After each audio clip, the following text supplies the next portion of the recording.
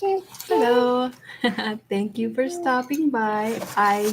This is my second try tonight. I was right in the middle of reading, going along, and my baby reached up and somehow shut down the stream. I do not know what happened. I could not figure out how to fix it. So I had to delete it and start over. So, whoops. You're a stinker. Yeah, you're a stinker. No, that one, I think that one's dried out. You can take that one. Nice. Anyway, yeah, that was dumb. So we're starting over. 10 minutes in. Okay. So now we'll go into all this again. What did you have for dinner? I always like to ask just for ideas, for fun. Throw it in the chat. What did you have for dinner? Or, lunch or whatever meal it is where you're listening to this. We had burritos. I made chili the other day, so I had corn tortillas, so we did the, cheese and seasonings and green chilies and chili and made burritos and lemon parsley rice and steamed carrots and peas, and it was super yummy. It was really good. And then I made a sauce to go on top, and it was like ranch. It was kind of like a ranch, but I put red hot sauce in it and cumin in it, so it had a more Mexican flavor. It was really good. It was so good on the burritos and on the rice too, actually. That was yummy. Okay, and then showing off some things I've made. All these things are for sale, like, this necklace I'm wearing. I did actually make this particularly for stuff like this outfit I have because I didn't have anything blue. But I make it. I make this stuff. So I made these, and these are adorable. Look at these. Tiny little heart earrings, super sparkly. I don't know if you can tell quite how sparkly those are, but they are so sparkly, and they're tiny little hearts, so you can see, how small they are up against. So cute, adorable. Yeah, perfect for Valentine's Day. And then these, I've mentioned before how popular these little bottle earrings have been. Tiny little bottles. Look how cute these are. The kind of pinky purpley, you can see how small they are. So cute. So you can see up against me about that size. So cute. I love the little bottles. And then I also have done post earrings. I don't do them a lot because the dangly ones are funner to make. They're more fun. I enjoy making them. So I don't do a lot of these, but I do have a few, and these have real dried flowers in them. So you can see the little white and the red flowers. So this is kind of like Valentine's stuff, right? My purple and pink stuff, because yesterday was Valentine's Day. So in honor of Valentine's, the red and pink cute stuff. Okay, so those are some things I've made, and the post ones have actually been fairly popular at the shows and events and stuff. So I probably should do more of those. Of course, I haven't been doing shows and events lately, but I am starting to do shows, like craft shows and fairs and stuff, but for Cutco. I sell Cutco, and I'm a little torn because I love doing my jewelry and stuff at these fairs and events, and it doesn't ever make great money, right? It's not a great income, but it's so fun, and I love it, and I love selling them, and you meet a lot of fun people, and you make good contacts, and you sell some, and it's really fun. But I'm going to start doing these shows. I have a big fair at the end of the month that it's 3 days I'm going to be doing. And I'm quite torn because I kind of wish I could do a booth with Cutco and a booth with my jewelry stuff. Yeah, I'm one person. I can't do it all. But I wish I could do that. I would love it. It would be fun. So I'm going to be doing that. Something to look forward to. Kind of stressful. Don't know if I'll be reading on those days. Oh, actually, I won't be because the fair is in the evening, so it goes like from 5 to 10 at night, and that's usually when I read. So the 3 days of the fair, the last 3 days, I think it's the 29th, no, the 27th, 28th, and the 1st, I think, something like that. I probably won't be doing this. Just letting you know ahead of time. Of course, I didn't do it yesterday either because we were doing a whole Valentine family game night with chocolates and hearts and playing games, and it was so fun. We had such a good time. Okay, so back to the story. This is Evelina, Volume 2, Letter 15. And the poor girl, she's stuck with her relatives. And it's her grandmother's relatives. I think Mr. Brington is her nephew. So then, yeah, it's kind of they're distant cousins to Evelina, but man, they are miserable, very unpleasant people, trashy people, kind of. Poor girl. Okay, Evelina in continuation, Holborn, June 17th. Yesterday, Mr. Smith carried his point of making a party for Vauxhall consisting of Madame Duval, Monsieur Dubois, all the Branghtons, Mr. Brown, himself, and me, for I find all endeavours vain to escape anything which these people desire I should not. There were 20 disputes previous to our setting out. First, as to the time of our going. Mr. Brangton, his son, and young Brown were for 6 o'clock, and all the ladies and Mr. Smith were for 8. The latter, however, conquered. Then, as to the way we should go, some were for a boat, others for a coach, and Mr. Brangton himself was for walking. But the boat at length was decided upon. Indeed, this was the only part of the expedition that was agreeable to me, for the Thames was delightfully pleasant. The garden is very pretty, but too formal. I should have been better pleased had it consisted less of straight walks, where grove nods to grove, each alley has its brother.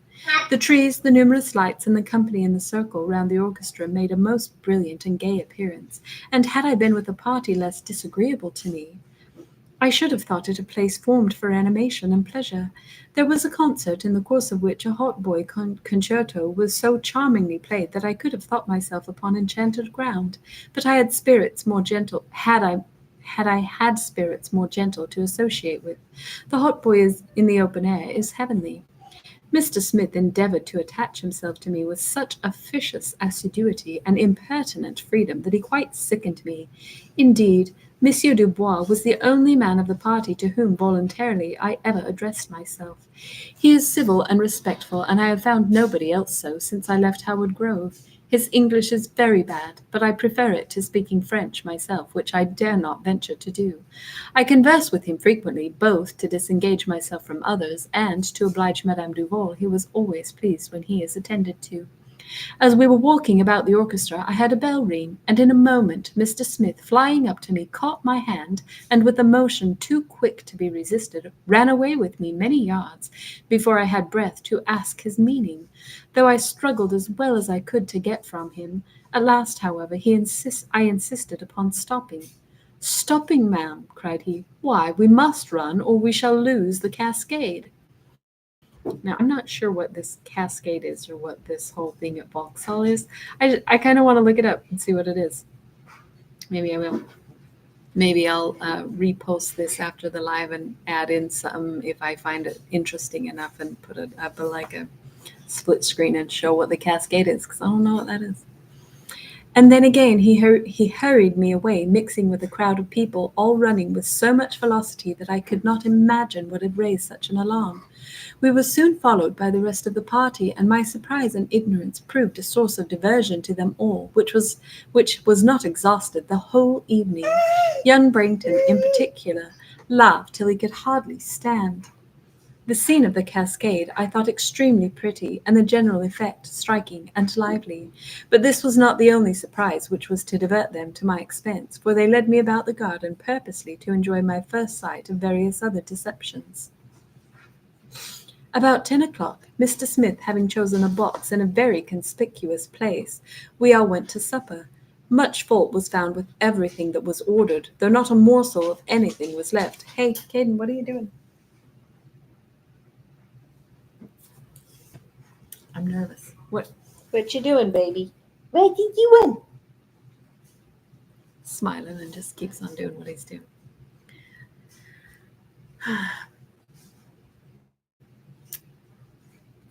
And the dearness of the provisions, which conjectures upon what profits was made by them, supplied discourse during the whole meal. When wine and cider were brought, Mr. Smith said, "Now let's enjoy ourselves. Now is the time, or never." Well, ma'am, and how do you like Vauxhall? Like it? Cried young Brainton. Why, how can she help liking it? She has never seen such a place before, that I'll answer for. For my part, said Miss Brainton, I like it because it is not vulgar. This must have been a fine treat for you, miss, said Mr. Brainton. Why, I suppose you was never so happy in all your life before. I endeavoured to express my satisfaction with some pleasure, yet I believe they were much amazed at my coldness. Miss ought to stay in town till the last night, said young Brainton, and then it's my belief she'd say something to it. Why, it's the best night of any. There's always a riot, and there the folks run about, and there's such squealing and squalling, and all the lamps are broke, and the women run skimper-scamper. I declare I would not take 5 guineas to miss the last night. I was very glad when they all grew tired of sitting, and called for the waiter to pay the bill. The Miss Branghtons said they would walk on while the gentlemen settled the account, and asked me to accompany them, which, however, I declined. You girls may do as you please, said Madame Duval, but as to me, I promise you, I shan't go nowhere without the gentlemen. No more, I suppose, will my cousin, said Miss Brangton, looking reproachfully towards Mr. Smith. This reflection, which I feared would flatter his vanity, made me, most unfortunately, request Madame Duval's permission to attend them. She granted it, and away we went, having promised to meet in the room. What are you doing? He has a book, and he's just looking at it so sweetly, but I'm just so worried he's just going to just suddenly rip a page up. But he's being so cute. Caden. He's just being so darling, just looking at this little book. He's so cute. He's got his legs spread out, and he's got the book in between, flipping the pages. What's so funny? What's so funny? What are you laughing at? What are you laughing at?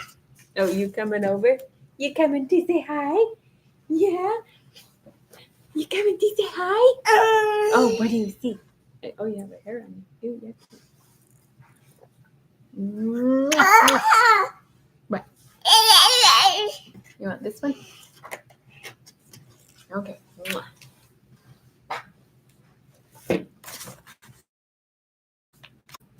What is that?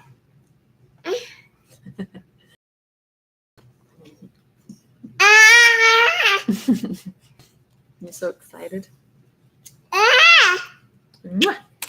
To the room, therefore, I would immediately have gone, but the sisters agreed that they would first have a little pleasure. And they tittered and talked so loud that they attracted universal notice. Why, Polly, said the eldest, suppose we take a turn in the dark walks. I do, answered she, and then we'll hide ourselves, and then Mr. Brown will think we are lost. I remonstrated very warmly against this plan, telling them that it would endanger our missing the rest of the party all the evening. Oh dear, cried Miss Brangton, I thought how uneasy Miss would be without a beau. This impertinence I did not think worth answering, and quite by compulsion I followed them down a long alley in which there was hardly any light. By the time we came near the end, a large party of gentlemen, apparently very riotous, and who were hallooing, leaning on one another and laughing immoderately, seemed to rush suddenly from behind some trees, and meeting us face to face, put their arms at their sides and formed a kind of circle which first stopped our proceeding and then our retreating, for we were presently entirely enclosed. The Miss Branghtons screamed aloud, and I was frightened exceedingly. Our screams were answered with bursts of laughter, and for some minutes we were kept prisoners, till at last one of them, rudely seizing hold of me, said I was a pretty little creature. Terrified to death, I struggled with such vehemence to disengage myself from him that I succeeded in spite of his efforts to detain me, and immediately and with the swiftness which fear only could have given me, I flew rather than ran up the walk, hoping to secure my safety by returning to the lights and company we had so foolishly left. But before I could possibly accomplish my purpose, I was met by another party of men, one of whom placed himself so directly in my way, calling out, "Whither so fast, my lord?" that I could only have proceeded by running into his arms. In a moment, both my hands, by different persons, were caught hold of, and one of them, in a most familiar manner, desired, when I ran to next, to accompany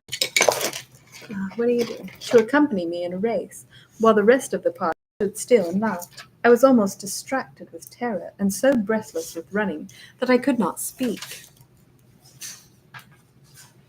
till another, advancing, said, I was as handsome as an angel and desired to be of the party. I then just articulated, For heaven's sake, gentlemen, let me pass. Another, then, rushing suddenly forward, exclaimed, Heaven and earth, what voice is that? The voice of the prettiest little actress I have seen this age, answered one of my persecutors. No, no, no, I panted out. I am no actress. Pray let me go. Pray let me pass. By all that's sacred, cried the same voice, which I then knew for Sir Clement Willoughby's. 'Tis herself. Sir Clement Willoughby, cried I. Oh, sir, assist me, or I shall die with terror. Gentlemen, cried he, disengaging them all from me in an instant, pray leave this lady to me. What are you doing? Loud laughs proceeded from every mouth. You want to see the picture? Oh, you like it, huh? He likes books. He loves them. Are you mama's boy? You like books, don't you? Me too. I love books.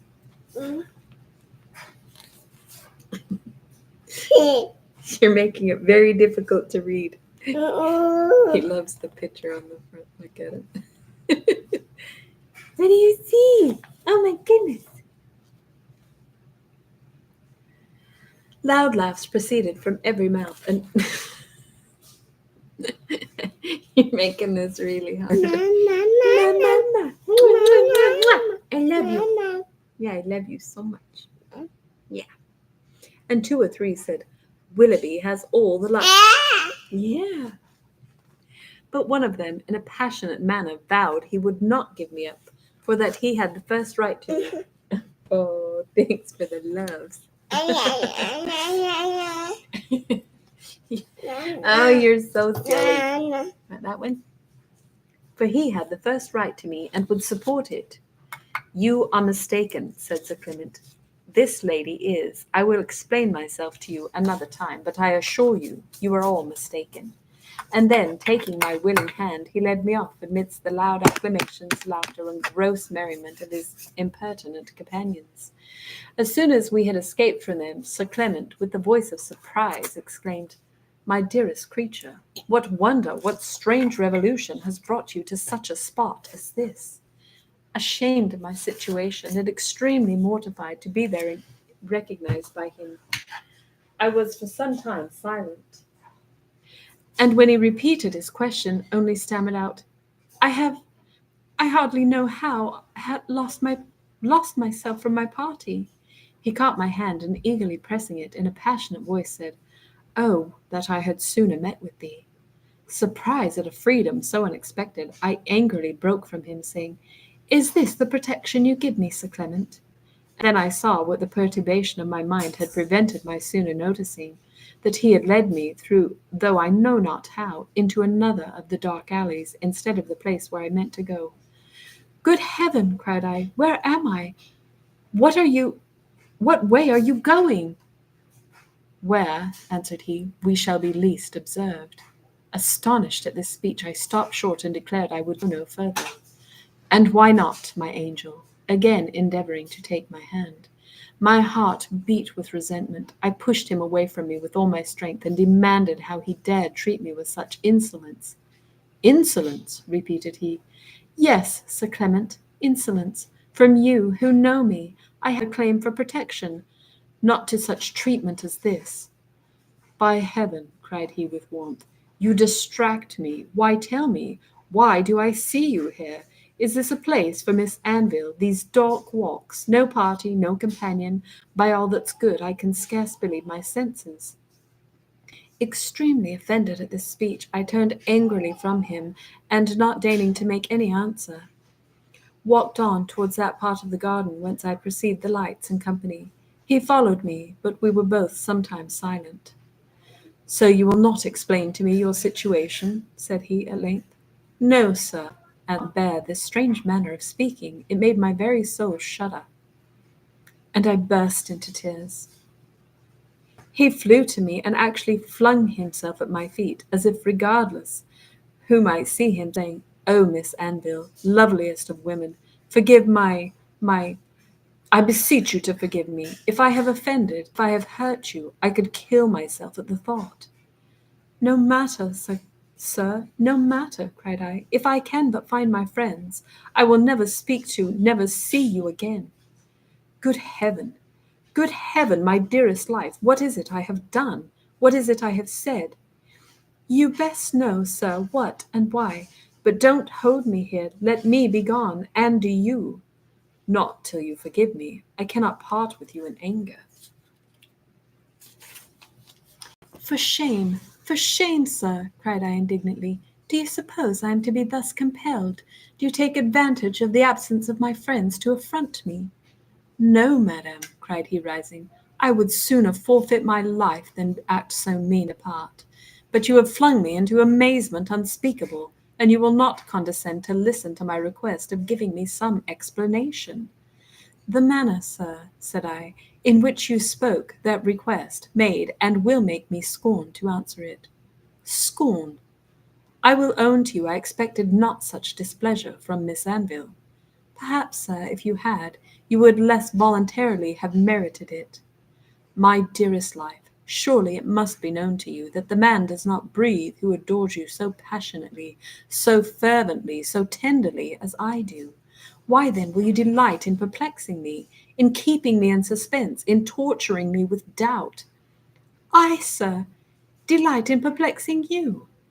You are much mistaken. Your suspense, your doubts, your perplexities are of your own creating, and believe me, sir, they may offend, but they can never delight me. But as you have yourself raised, you must yourself satisfy them. Good heaven, that such haughtiness and such sweetness can inhabit the same mansion! I made no answer, but quickening my pace, I walked on silently and sullenly till this most impetuous of men, snatching my hand, which he grasped with violence, besought me to forgive him, with such earnestness of supplication that, merely to escape his importunities, I was forced to speak, and in some measure to grant the pardon he requested, though it was accorded with very ill grace. But indeed I knew not how to resist the humility of his entreaties, yet never shall I recollect the occasion he gave me of displeasure without feeling it renewed. We now soon arrived in the midst of the general crowd, and my own safety being then ensured, I grew extremely uneasy for the Miss Brangdons, whose danger, however imprudently incurred by their own folly, I too well knew how to tremble for. To this consideration all my pride of heart yielded, and I determined to seek my party with the utmost speed, though not without a sigh did I recollect the fruitless attempt I had made after the opera of concealing from this man my unfortunate connections, which I was now obliged to make known. She just doesn't want him to know who she's with, even though she doesn't like him. I hastened, therefore, to the room, with the view of sending young Brangton to the aid of his sisters. In a very short time... Well, excuse me. Would you like to get up and say hi? Oh, you want me to come with you? Where are you going? What are you doing? What are you doing? What are you doing? He's so dang cute. Oh my goodness. I hastened, therefore, to the room with a view of sending young Brangton to the aid of his sisters. In a very short time I perceived Madame Duval and the rest looking at one of the paintings. I must own to you, honestly, my dear sir, that an involuntary repugnance seized me at presenting such a set to Sir Clement. Where are you going? Where are you going?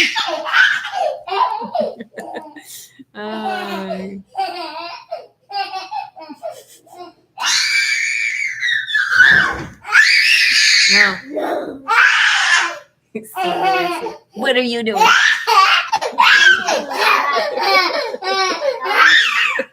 My goodness, you're so noisy.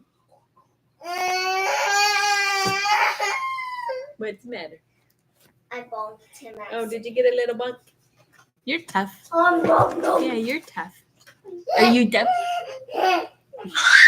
He's making this very difficult. Where are you going? You're so loud. You're so noisy. Oh, such a pill. Oh my goodness, he is making this very.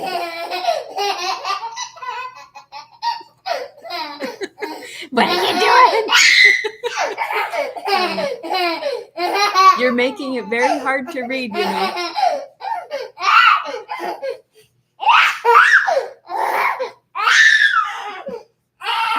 Come here. I get you. Oh, their sister. Oh, maybe ask Charles if can he open it for you. Do you want some? Okay, Lisa will go peel that orange. Yeah, go with her. She'll get you some. No, you just want Mama. Never mind. Okay. Yeah, you're making it very difficult to read. You know that. You're making it very difficult. Yeah. Oh, thanks for the hugs. I love you so much. You're so silly. Oh, you're getting down after all. Okay. See ya. Bye-bye. Bye-bye. Oh, what a handful. Oh.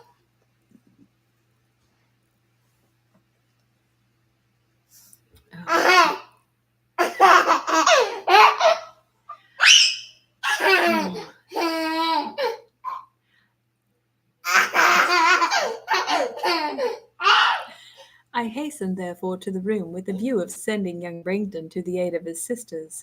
In a very short time I perceived Madame Duval and the rest looking at one of the paintings. I must own to you honestly, my dear sir, that an involuntary repugnance seized me at presenting such a set to Sir Clement, he who had been used to see me in parties so different. My pace slackened as I approached them, but they presently perceived me.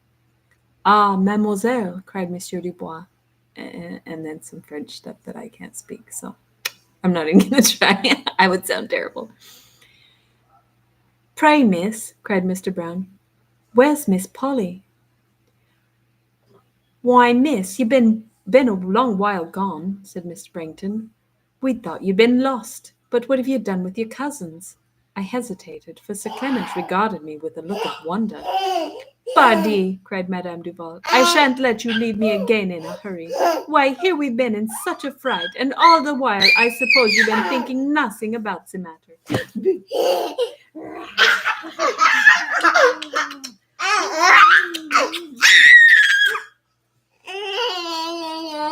Yeah. You want this one? It can tickle. Tickle.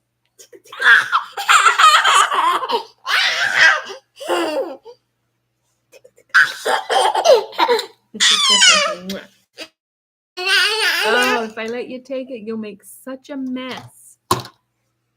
Right, here. I'll take this out because that's dangerous. And the rest of it, you're just going to unload and make a huge mess with it. Oh, well. At least maybe you'll be happy and I can finish. And then have a big mess to clean up. It's the only way to get anything done around here. Let him make one mess while you clean up another. He's such a handful. He's so darling. Okay.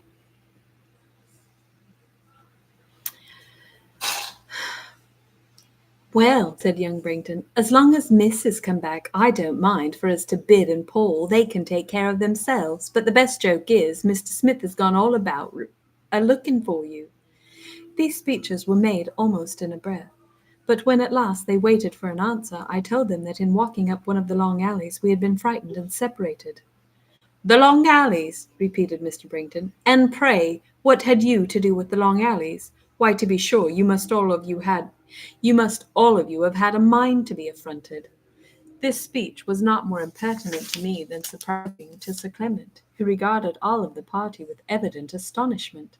However, I told young Brangden that no time ought to be lost, for that his sisters might require his immediate protection.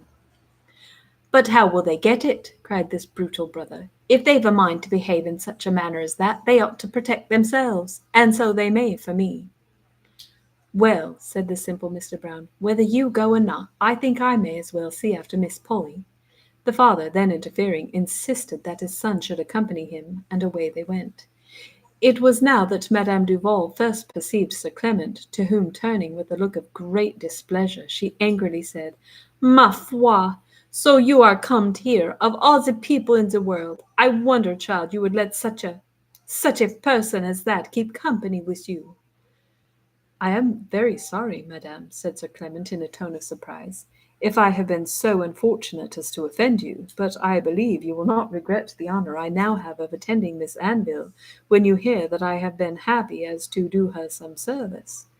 Just as Madame Duval, with her usual ma foi, was beginning to reply, the attention of Sir Clement was wholly drawn from her by the appearance of Mr. Smith, who, coming suddenly behind me and freely putting his hands on my shoulders, cried, "Oh ho, my little runaway, have I found you at last?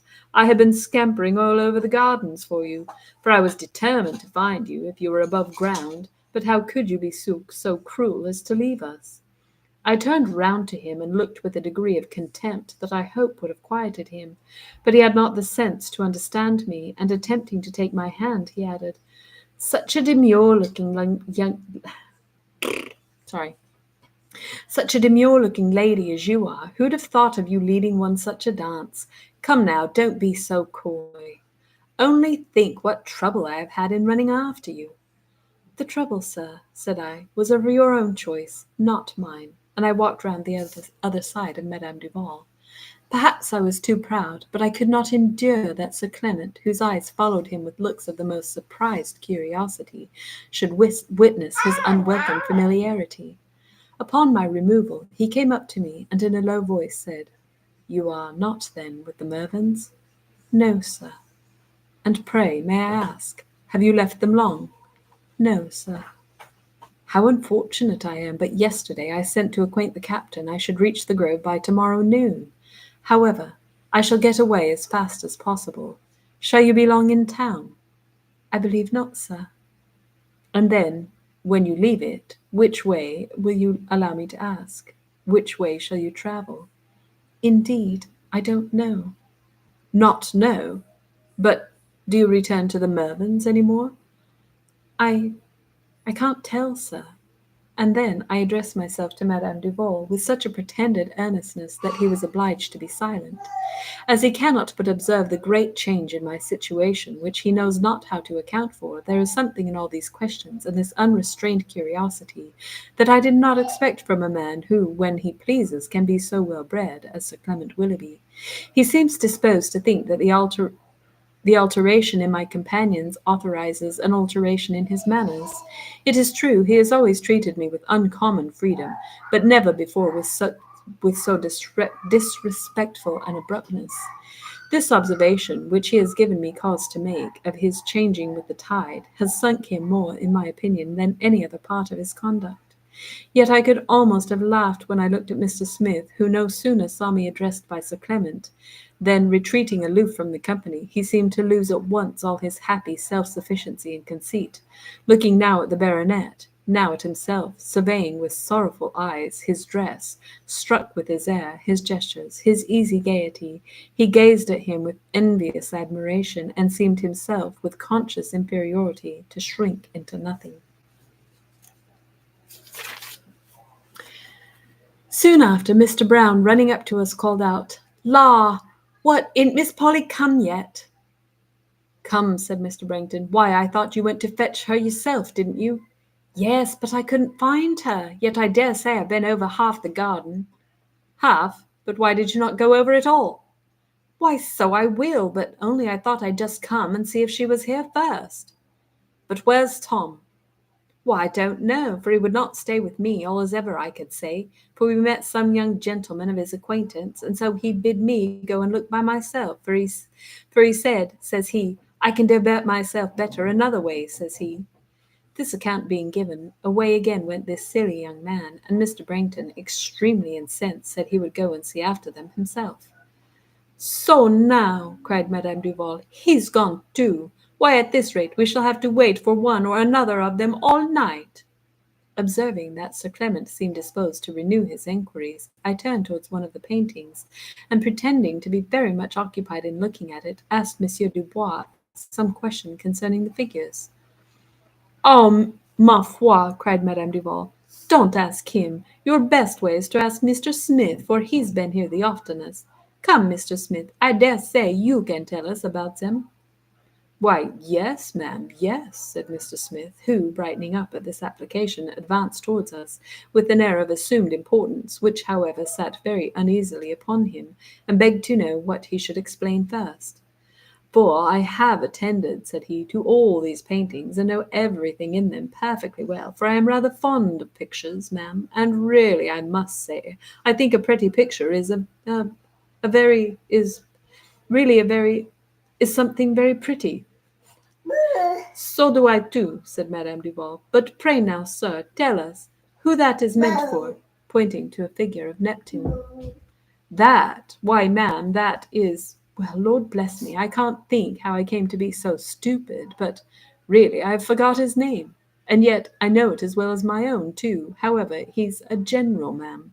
They are all generals." Uh, it's funny. These are famous paintings, and he has no idea what they are. I saw Sir Clement bite his lips, and indeed so did I mine. "Well," said Madame Duval, "it is the oddest dress for a general ever I see." "He seems so capital a figure," said Sir Clement to Mr. Smith, "that I imagine he must be a generalissimo of the whole army." "Yes, sir, yes," answered Mr. Smith.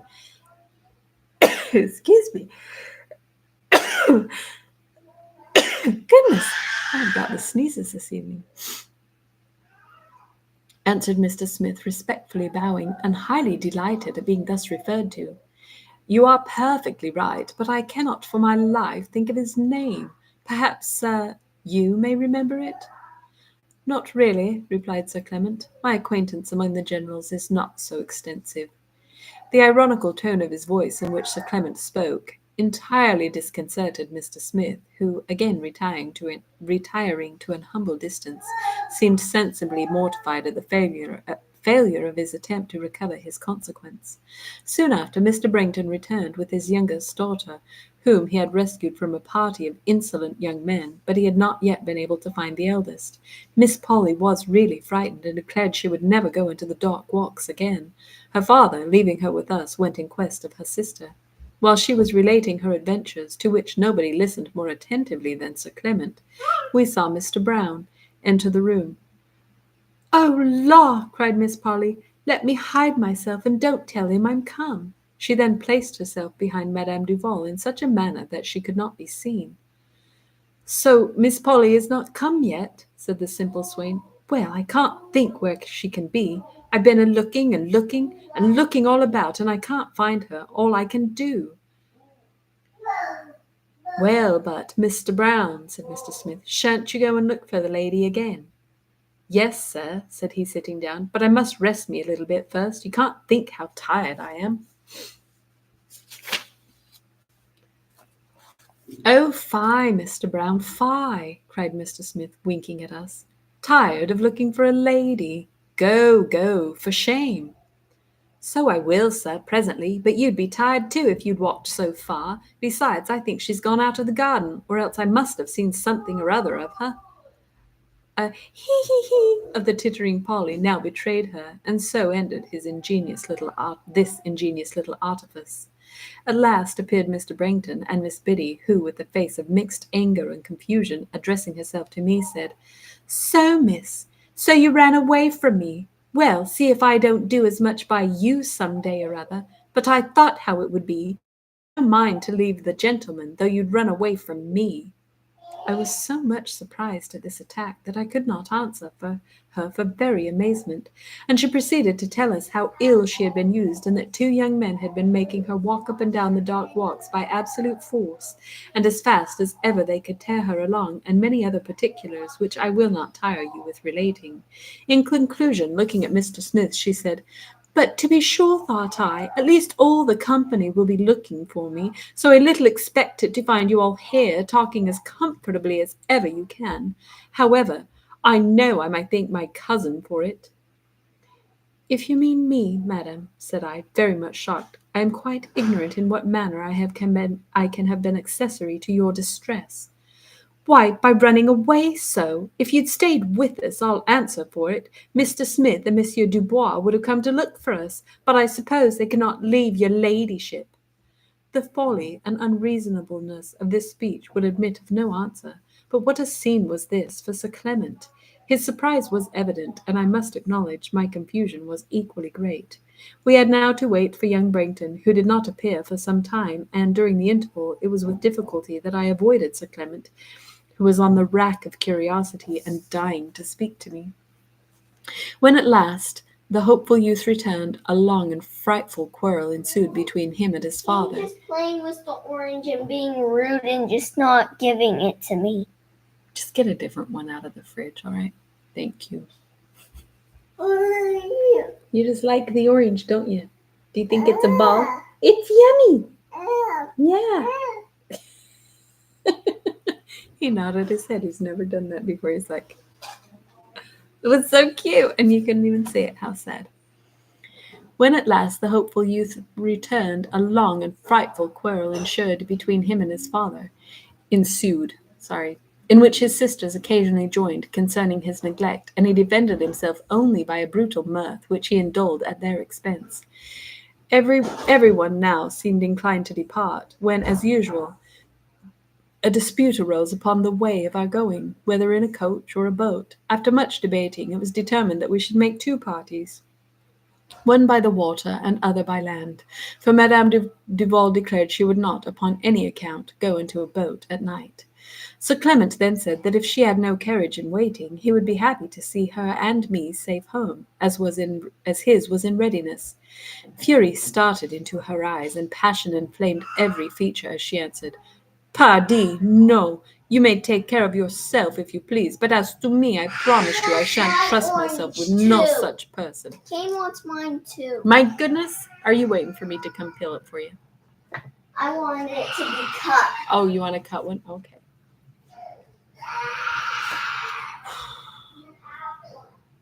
He pretended not to comprehend her meaning, yet to waive a discussion, acquiesced in her refusal.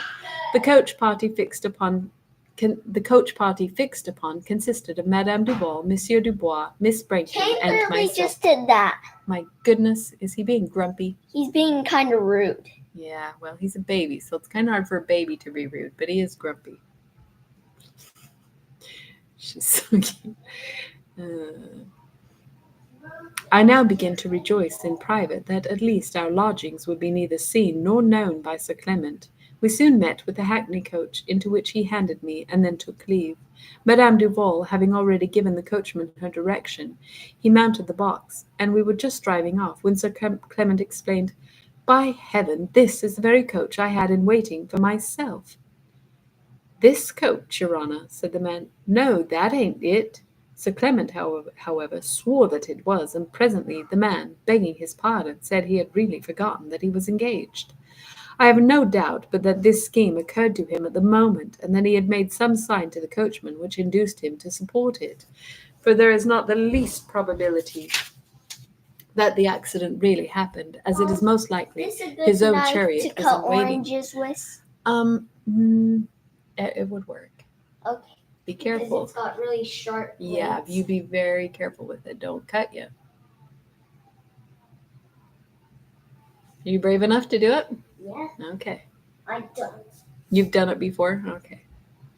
The man then opened the coach door, and Sir Clement, advancing to it, said, "I don't believe there is another carriage to be had, or I would not incommode you, but as it may be disagreeable to you to wait here any longer, I beg you will not get out, for you shall be set down before I am carried home." It's really so easy with this one. It literally just cuts through it like it's butter. Oh, nice. Like, actually. Yeah, that's how nice like Cutco is, huh? 100%.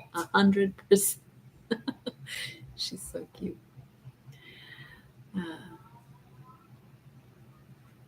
I beg you will not get out, for you shall be set down before I am carried home, if you will be so good as to make a little room. And so saying, in he jumps, and seated himself between Monsieur Dubois and me, while our astonishment at the whole transaction was too great for speech. He then ordered the coachman to drive on, according to the directions he had already received. For the first 10 minutes no one uttered a word, and then Madame Duval, no longer able to contain herself, exclaimed, "Ma foi! If this is one of the impudentest things ever I see." Sir Clement, regardless of this rebuke, attended only to me. However, I answered nothing he said, when I could possibly avoid so doing. Miss Brangton made several attempts to attract his notice, but in vain, for he would not take the trouble of paying her any regard. Madame Duval, during the rest of the ride, addressed herself to Monsieur Dubois in French, and in that language exclaimed with great vehemence against boldness and assurance. I was extremely glad when I thought our journey must be nearly at an end, for my situation was very uneasy to me, as Sir Clement perpetually endeavoured to take my hand. I looked out of the coach window to see if we were near home. Sir Clement, stooping over me, did the same, and then in a tone of infinite wonder called out, "Where the devil is the man driving to? Why, we are in Broad St. Giles." "Oh, he's very right," cried Madame Duval. "No, so never trouble your head about that, for I shan't go by no direction of yours, I promise you." When at last we stopped at a hosier's in High Holborn, Sir Clement said nothing, but his eyes, I saw, were very busily employed in viewing the place and the situation of the house. The coach, he said, belonged to him, and therefore he insisted upon paying for it, and then he took leave. Monsieur Dubois walked home with Miss Brangton, and Madame Duval and I retired to our apartments. How disagreeable an evening's adventure! Not one of the party seemed satisfied except Sir Clement, who was in high spirits. But Madame Duval was enraged at meeting with him. Mr. Brangton angry with his children. The frolic of the Miss Brangtons had exceeded their plan, and ended in their own distress. Their brother was provoked that there had been no riot. Mr. Brown was tired, and Mr. Smith mortified. As to myself, I must acknowledge nothing could be more disagreeable to me than being seen by Sir Clement Willoughby with a party at once so vulgar in themselves and so familiar to me. And you too, my dear sir, will, I know, be sorry that I have met him. However, there is no apprehension of his visiting here, as Madame Duval is far too angry to admit him. Okay, well, that was a long chapter. I thought I was going to read two, but that took, we're 45 minutes. That's a long chapter. So we will leave it there, and we will pick up next time and do at least one chapter, maybe two, sometimes three. We never know. We just wing it when we get there. That's how we do it around here. We're just like, what's the word? Impetuous.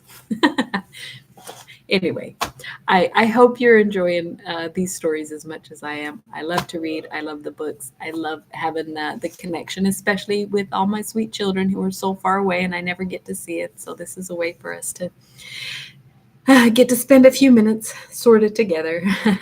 I appreciate you all, and I will see you next time. Thanks for stopping by the Story Corner for Story Hour with me, the Story Lady. Bye-bye.